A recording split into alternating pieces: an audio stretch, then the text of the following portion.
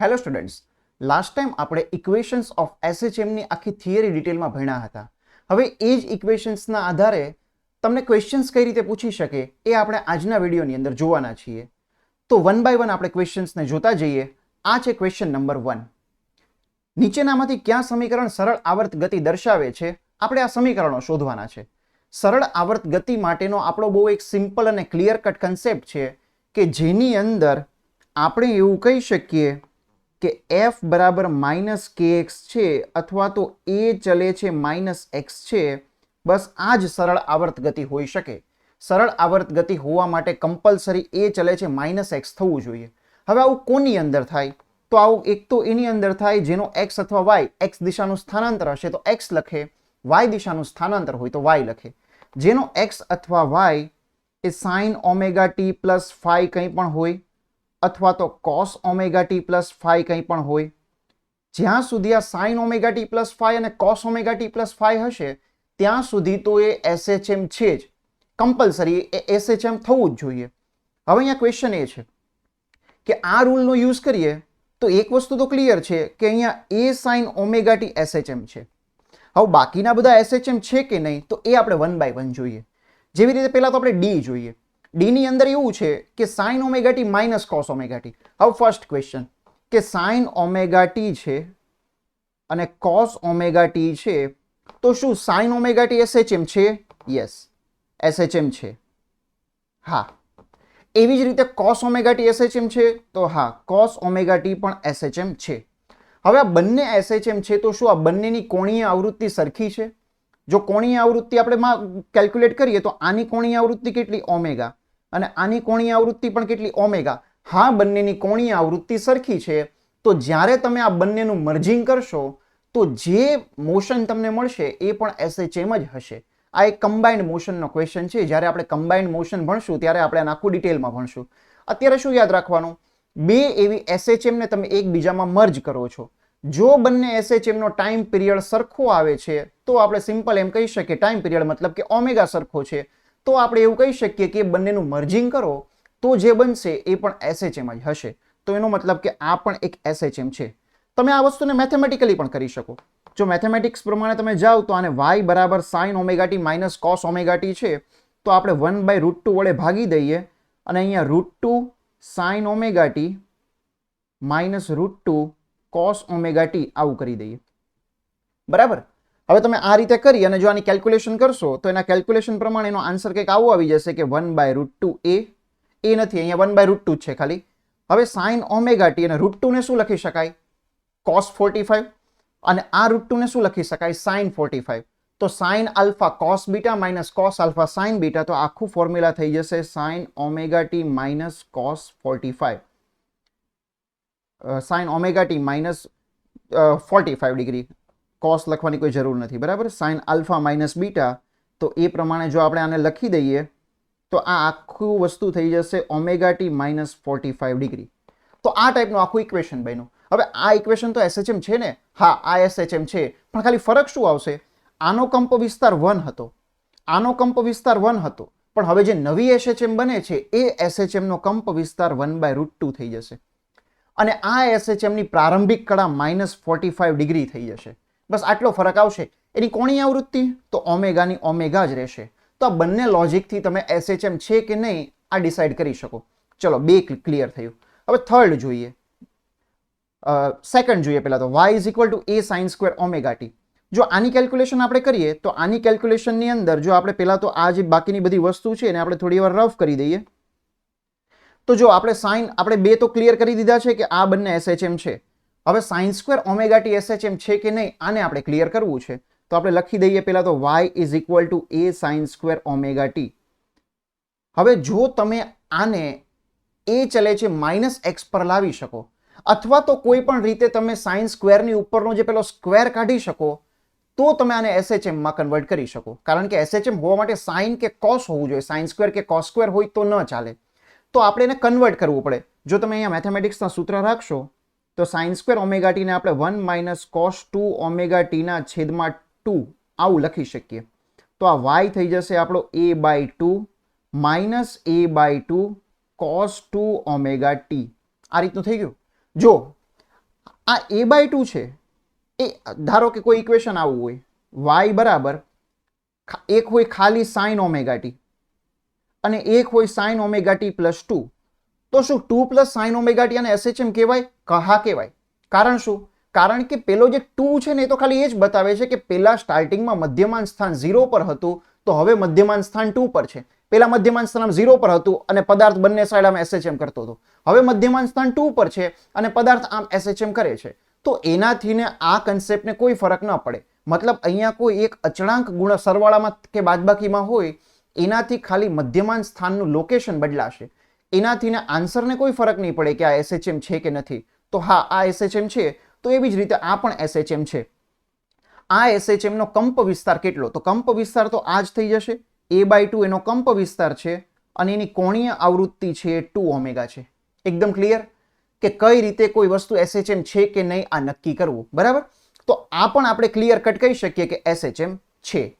હવે તમે ઈ ઓપ્શન જો, મતલબ કે આ છે. હવે ઈ ઓપ્શન જો, એની અંદર આ SHM છે કારણ કે એની કોણીય આવૃત્તિ ઓમેગા છે અને એનો કંપ વિસ્તાર 1 જેટલો છે, તો આ તો SHM છે.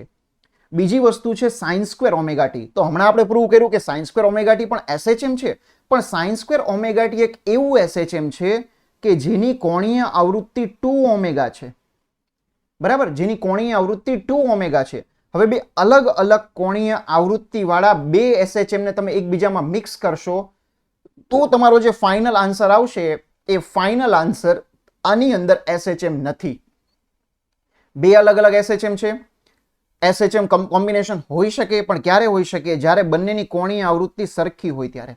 જો બંનેની કોણીય આવૃત્તિ અલગ અલગ છે, હવે તમે બંનેને એકબીજા પર ઓવરલેપ કરશો તો એ SHM નથી. બહુ વધારે ડિટેલમાં ક્લેરિટી જ્યારે આપણે કમ્બાઇન્ડ SHM ભણશું ને ત્યારે એકદમ ક્લિયર થશે. પણ અત્યારે એવું યાદ રાખવાનું કે બંને ઓમેગા અલગ અલગ છે, બંનેને તમે એડ કરો તો આ SHM નથી. હા, બંનેનો પ્રારંભિક કળા અલગ અલગ હોય તો છે. બંનેની પ્રારંભિક કળા શું છે એની યારે કોઈ મતલબ નથી.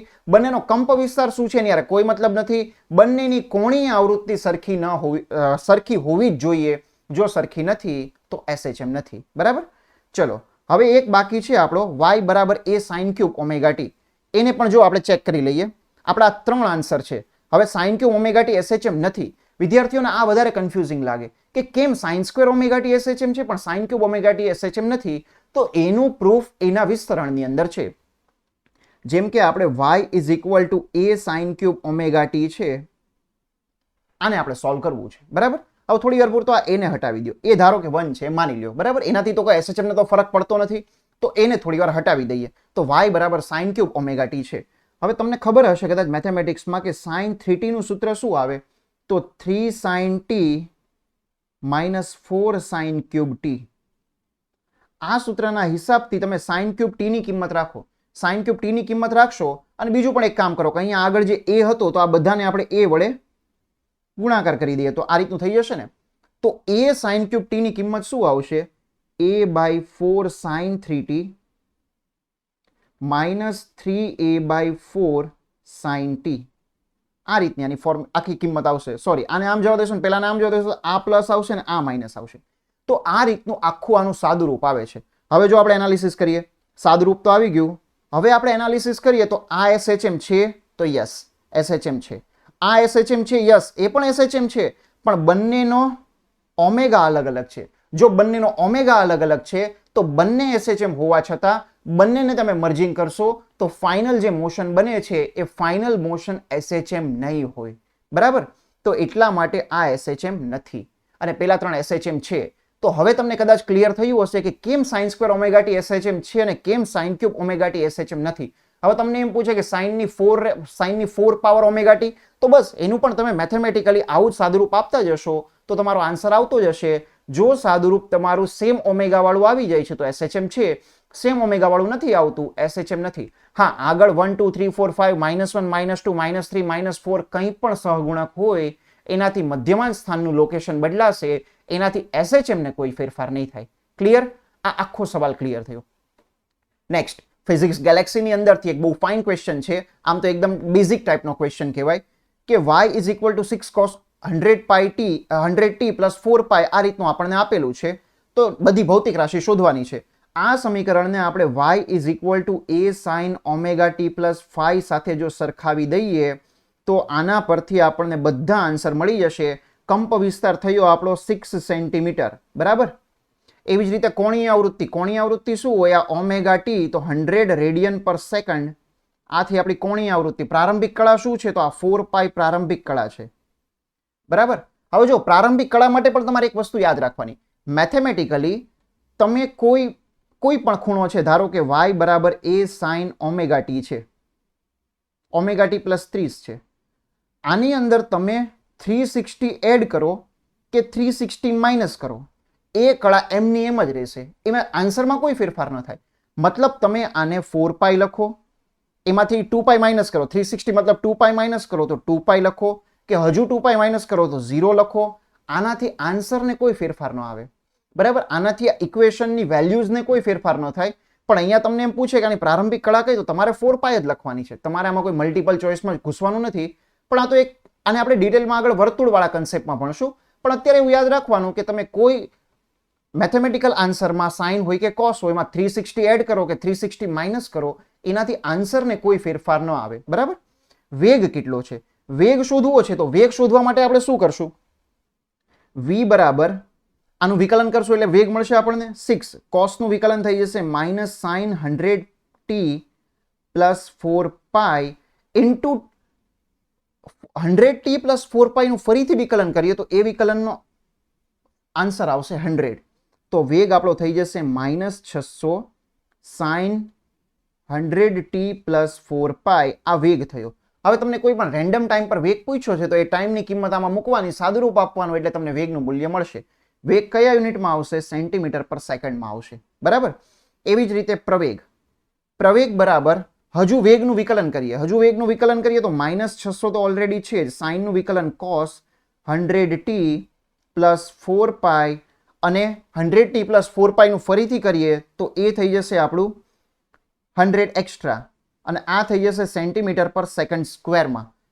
અને આ 100 ને આગળ આવવા દઈએ તો માઇનસ 60,000 cos 100t પ્લસ 4 પાઈ. આ રીતનો આખો આનો આન્સર આવશે, બરાબર. તો આ એક બહુ બેઝિક ટાઈપનો ક્વેશ્ચન છે કે તમને કોઈ પણ આવી રીતની કોઈ પણ ક્વોન્ટિટી પૂછે, નીટની અંદર આવું વધારે પૂછાતું હોય કે આ ક્વોન્ટિટીમાંથી તમારે કોઈ એક ક્વોન્ટિટી ફાઇન્ડ આઉટ કરવાની છે, તો ઇક્વેશનને સરખાવી દેવાનું, આન્સર આવી જશે, બરાબર. Next question. એક સરળ આવર્ત ગતિ કરતા કણનો કંપ વિસ્તાર 5 સેન્ટીમીટર છે. જ્યારે કણ મધ્યમાન સ્થાનથી 4 સેન્ટીમીટર અંતરે હોય ત્યારે તેનો વેગ અને પ્રવેગ બંને એક જ મૂલ્યના છે, તો એનો આવર્તકાળ કેટલો થાય? તો પહેલા આપણું મધ્યમાન સ્થાન. આ મધ્યમાન સ્થાનથી 4 સેન્ટીમીટર અંતરે, 4 સેન્ટીમીટર અંતરે કંઈક વેગ છે. આ વેગ અને એ જ પોઈન્ટ પરનો પ્રવેગ બંને સમાન મૂલ્યના છે અને કણનો કંપ વિસ્તાર છે આપણને 5 સેન્ટીમીટર આપેલો છે.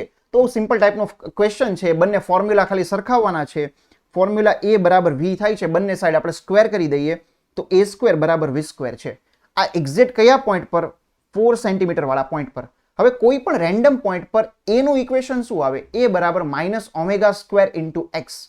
અને આનો આપણે પાછો સ્ક્વેર કરી દેશું અને આપણે ખાલી મૂલ્ય સરખાવવાના છે. તો માઇનસ કાઢો તો પણ ચાલે, અને આપણે સ્ક્વેર કરી નાખ્યો છે એટલે પણ માઇનસ તો હટી જ જશે. તો omega raise to 4 into x square is equal to, v નું ફોર્મ્યુલા શું હોય? Omega under root a square minus x square. તો omega square a square minus x square, બરાબર. બંને સાઈડથી ઓમેગા ઓમેગા થોડા થોડા ઉડાવી દેશું. અને બીજું આપણને અહીંયા એ આપ્યું છે કે આપણે એનો આવર્તકાળ જ શોધવાનો છે. તો અહીંયા એક ઓમેગા સ્ક્વેર બચે છે. એક્સ સ્ક્વેરની કિંમત શું થઈ જશે? તો એક્સ સ્ક્વેરની કિંમત આપણી થઈ જશે 4 નો વર્ગ, તો 16. હવે કેમ આપણે બધું સેન્ટીમીટરમાં રહેવા દઈએ છીએ? કારણ કે આ સાઈડ સેન્ટીમીટર છે, આ સાઈડ સેન્ટીમીટર છે, બંને સાઈડના સેન્ટીમીટર કેન્સલ થઈ જશે. તો એકમ તમે સેન્ટીમીટરને બદલો નહીં તો પણ આન્સરને કોઈ ફરક ન પડે. તો 16, 4 નો સ્ક્વેર તો ઓમેગા સ્ક્વેર તો નીકળી ગયો છે આખો. a સ્ક્વેર કેટલો છે? 25 માઇનસ એક્સ સ્ક્વેર તો 16. તો omega square is equal two 16 ના 25 એટલે 9 ના છેદમાં 16, વર્ગમૂળ લઈ લઈએ તો 3 ના છેદમાં 4. ઓમેગાને લખી શકાય 2 પાઈ બાય t, અને t આપણે શોધવો છે. તો આપણો આન્સર આવી જશે 8 પાઈ બાય 3. ઓકે, તો બસ આ રીતે આખી કેલ્ક્યુલેશન કરવાની હોય. Next question. કોઈ એક કણ એ કંપ વિસ્તારથી સરળ આવર્ત ગતિ કરે છે. મધ્યમાન સ્થાનથી, ચલો પહેલા આપણે મધ્યમાન સ્થાન બનાવી દઈએ. આ આપણું મધ્યમાન સ્થાન, આ આપણો મહત્તમ કંપ વિસ્તાર એ, મધ્યમાન સ્થાનથી 2a/3 અંતરે એનો જે પણ વેગ છે એ વેગને આપણે 3 ગણો કરી દઈએ તો હવે નવો કંપ વિસ્તાર કેટલો થાય? એ પોઈન્ટ પર વેગ ચેન્જ કરી દે તો કંપ વિસ્તાર બદલાશે ને. તો એ કંપ વિસ્તાર કેટલો થાય આપણે શોધવું છે. તો બહુ સિમ્પલ સવાલ છે, આપણે કેલ્ક્યુલેટ કરતા જઈએ. કઈ રીતે? પહેલા તો આપણે એ કેલ્ક્યુલેટ કરીએ કે આ પોઈન્ટ પર એનો વેગ હોય કેટલો. આ પોઈન્ટ પર એનો વેગ કેલ્ક્યુલેટ કરીએ તો ω√a² minus 2a/3a², ω√a² - x², આટલો વેગ હશે એનો. તો આનું આપણે સાદુરૂપ આપીએ તો સાદુરૂપ કંઈક આવું થઈ જશે કે ω√4/9, 1 - 4/9 તો 5/9, તો મતલબ કે 5a²/9. આટલો આનો વેગ એ પોઈન્ટ પર હતો. ચલો હવે એ વેગ તો હતો થઈ ગયો, મતલબ એને ભૂલી જવાનું. હવે આપણે નવી વસ્તુ પર ધ્યાન દઈએ. હવે આનો વેગ આપણે 3 ટાઈમ્સ કરીએ છીએ. આનો વેગ જો આપણે 3 ટાઈમ્સ કરી દઈએ તો હવે એ પોઈન્ટ પરનો વેગ કેટલો છે? હવે એ પોઈન્ટ પરનો વેગ છે v' બરાબર 3v, અને v' બરાબર 3v તો પેલો 9 કેન્સલ થઈ જશે અને વેગ થઈ જશે ω/a√5. બરાબર, આ સમીકરણ પરથી 9 તો કેન્સલ થઈ જશે, આટલો વેગ થયો. ચલો આટલો વેગ છે. હવે આ v' માટે આપણે નવું કંપ વિસ્તારનું ફોર્મ્યુલા લખીએ તો v' નો square is equal to ω²a² minus x². હવે તમે વિચારો, આપણે જે પોઈન્ટ પર વેગ ચેન્જ કરીએ છીએ એનાથી મધ્યમાન સ્થાન બદલાયું નહીં. મધ્યમાન સ્થાન તો ત્યાં ને ત્યાં છે, મતલબ x એમનો એમ રહેશે. ઉપરથી આપણે આની અંદર ઓમેગા પણ નથી ફેરવતા.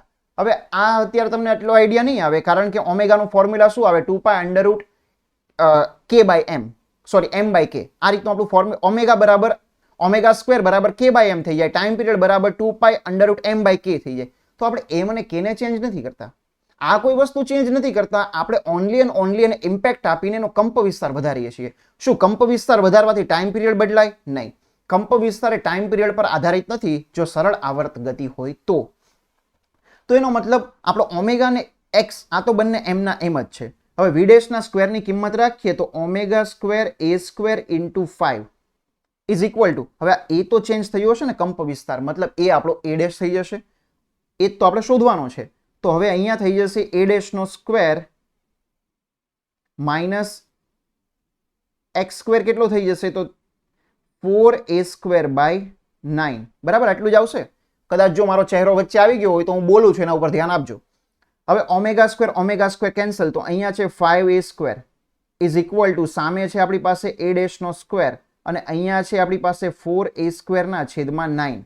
બરાબર, 4a²/9 છે ને ઉઠાવીને આ સાઈડ આવવા દઈએ તો a' નો square is equal to 5a² plus 4a²/9.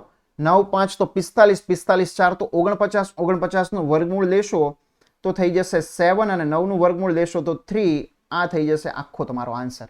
બરાબર, બહુ બેઝિક ટાઈપનો ક્વેશ્ચન છે, ખાલી ફોર્મ્યુલાઝ યુઝ કરતા આવડવા જોઈએ. Next question. ચલો, જ્યાં જે ઇંગ્લિશ રકમ આવે ને ત્યાં તમારે સમજી લેવાનું કે આ સવાલ ખાસ સ્પેશિયલી એડવાન્સ માટેનો સવાલ છે, કારણ કે મોટા ભાગે એડવાન્સની અંદર આવા થોડા ટફ કન્સેપ્ટ આવતા હોય. તો જો તમે એડવાન્સ માટે પ્રિપેરેશન કરતા હો તો આ સવાલ તમારા માટે કામનો છે, નહીતર વિડીયો તમારા માટે અહીંયા જ પૂરો થાય છે. જો, a particle of mass m executing oscillation about the origin x axis પર એના ઓસિલેશન થાય છે અને એની પોટેન્શિયલ એનર્જી kx³ પ્રમાણે આપવામાં આવે છે. x માનાંકની અંદર છે, કેમ કે ઘાત એકી સંખ્યામાં આવે છે ને, અને k એક પોઝિટિવ કોન્સ્ટન્ટ છે. If the amplitude of oscillation is a, amplitude છે એ જેટલો છે, then the time period t is, હવે ટાઈમ પીરિયડ શું છે ને બસ આ આપણે શોધવાનું છે. હવે ટાઈમ પીરિયડ જો આ SHM હોય ને તો SHM માટે ટાઈમ પીરિયડ એ ક્યારેય પણ કંપ વિસ્તાર પર આધારિત ન હોય. બરાબર, અહીંયા બધી રિલેશન આપણને કંપ વિસ્તારના ફોર્મમાં આપેલી છે. તો SHM માટે ટાઈમ પીરિયડ ક્યારેય પણ કંપ વિસ્તાર પર આધારિત ન હોય. પણ અહીંયા આ SHM છે એવું તો આપણને ક્યાંય કીધું નથી. આપણને ઓનલી એટલું કીધું છે કે આ એક ઓસિલેશન છે. આ SHM છે એવું આપણને ખબર નથી. આ એક ઓસિલેશન છે એવું આપણને ખબર છે. હવે જુઓ, આ ઓસિલેશન હોય તો આના માટે આપણે f નું ઇક્વેશન પહેલા તો બનાવીએ. f નું ઇક્વેશન -∂u/∂x પરથી આપણે બનાવીએ તો f is equal two -k અને x³ નું વિકલન તમે કરશો તો એ થઈ જશે 3x². હવે x નો સ્ક્વેર આવે છે તો માનાંક લખવાની કોઈ જરૂરિયાત નથી, કારણ કે એક્સનો સ્ક્વેર હશે એનો સિમ્પલ મતલબ શું છે? એક્સનો સ્ક્વેર છે એનો સિમ્પલ મતલબ કે એ ક્યારે ઋણ થશે નહીં. અને માઇનસ ઓલરેડી અહીંયા આવે છે, પણ અહીંયા તમને કદાચ એવો પ્રશ્ન થશે કે અહીંયા તો એફ ચલે છે એક્સની 2 પાવર થાય છે, તો આ તો ઓસિલેશન જ ન કહેવાય. પણ એવું નથી. એફ ચલે છે એક્સની -2 પાવર ઓસિલેશન નથી. પણ ક્યારે નથી? જ્યારે વચ્ચેનો અચળાંક છે એ વચ્ચેનો અચળાંક કે એક્સ પર આધારિત ન હોય તો એ એસએચએમ નથી. બરાબર? મતલબ કે અચળાંક એ ખરેખર અચળ હોય, બદલાતો ન હોય તો. પણ હવે આની અંદર તો તમને સવાલમાં ડેટામાં ક્યાંય આવું આપેલું નથી. તો તમારે આને શું સમજવું પડે? તમારે આને એવું સમજવું પડે કે ખરેખર આ વસ્તુ છે ને એ આ છે 3k x into x. આ વસ્તુ રિયલમાં આ છે. f ચલે છે -x તો છે, પણ f ચલે છે -x વખતે જે વચ્ચેનો અચળાંક આવે છે એ અચળાંક જે છે ને એ અચળાંક આપણો x પર ડિપેન્ડન્ટ છે. f ને તમે a/m લખી દો. બરાબર? f ને સોરી m એ લખી દઈએ આપણે. f ને જો આપણે m એ લખી દઈએ તો અહીંયા a ચલે છે -x જ્યારે થતું હશે ત્યારે વચ્ચેનો પેલો ઓમેગા સ્ક્વેર શું આવશે? એ ઓમેગા સ્ક્વેર માટેનો k આખો આ થઈ જશે. મતલબ કે 3kx ના છેદમાં m. આવો આપણો ઓમેગા થશે. હવે આ ટાઈપના ક્વેશ્ચન હોય ને એનું તમારે રિયલ આન્સર ખરેખર લાવવો હોય ને તો આનો રિયલ આન્સર ખરેખર ક્યાંથી આવશે?